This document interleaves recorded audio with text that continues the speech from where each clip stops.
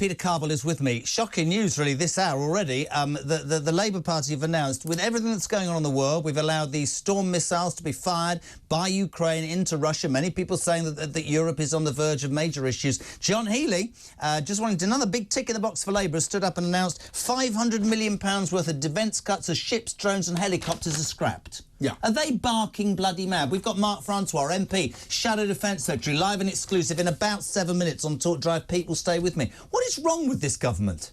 Well, they're giving a heck of a lot of money to Ukraine. They're doing that through the foreign aid budget, and actually their military, OK, they're at war, but their military seems to be a lot better stocked by British money and British weapons than our own military. If we're decommissioning this stuff, are we going to give it to them free? I don't know, but I mean, maybe that would... Why are we still giving foreign aid budget to India, Pete? Why don't we use that in our country? It's the farmers thing saves £500 million. You could cut 4.25% off the foreign aid budget of £13.5 million and be laughing. Why don't we look after ourselves? Well, it's also the way, in fact, Alex Burkhardt, who was asking the questions of Prime Minister's questions today, the Shadow Chancellor of the Duchy of Lancaster, asked all about this and said, why is it that Labour doesn't like pensioners, it doesn't like farmers, doesn't like people sending people to private schools, for example? What is this war on people who voted Conservative, in his view anyway, or didn't vote for Labour, essentially? So yes, there's a lot here. He did all right, didn't he? Who, sorry? Burkhardt. Yes, he did. He did. I think Angela Rayner did OK. It was certainly better than last week with Kemi Badenoch and... with Kemi Badenoch and with Keir Starmer. Yes, Sir Keir Starmer. Sir Keir Starmer. Almost forgot his name there. He's not home much, is he? No, he's over the Atlantic at the moment, somehow coming back from Rio. He's been at home very often. But actually, what's interesting, I think, is the question of PMQs. I think we have the clip. Actually, was Lee Anderson of Reform who asked a very good question and shoehorned in a little reference to Rachel Reeves as well. Brilliant. Have a watch.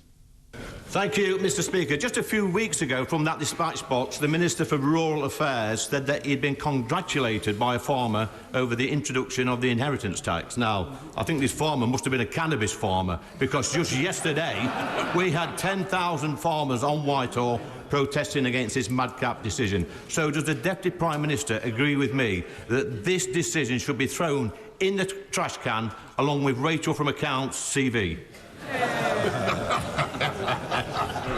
Well, Mr Speaker, he talks about CVs. It's good to see the honourable member doing well on his bench. Once a Labour councillor, then a Tory MP, and now a Reform Chief Whip.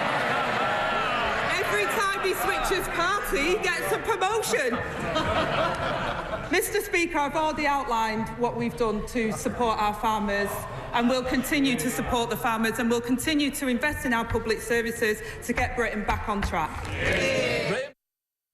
I don't know. Maybe it's me. We're going to go to a break in a sec because Mark Francois, as I said, Shadow Defence Secretary, is going to respond, Minister, even to that. But they seem to be taking an aim at almost anybody, what I call really important parts of this country, pensioners, the farming community, and a military. I don't know whether they've got a death wish somehow, and I'm being completely serious. Well, there have been senior military officers and former senior military officers who say that if there was a war, if Britain was in a war, we couldn't cope, we couldn't deal with it. Wow. We're not battle ready, and now they're giving away making further cuts here. The defence is not a priority for this government for whatever reason. Do you think we should cut the foreign aid budget to countries like India that can well afford it and actually spend that money on our military and our own people? When you have problems at home, when you can't find £1.4 billion to keep pensioners warm this winter, I could find it in a heartbeat. 10% off the foreign aid budget in a heartbeat. Why am I giving India money? I don't know what the foreign aid budget is for. I don't know what it achieves. There are some things that there are ways we can enhance Britain's reputation abroad, but if you don't have enough money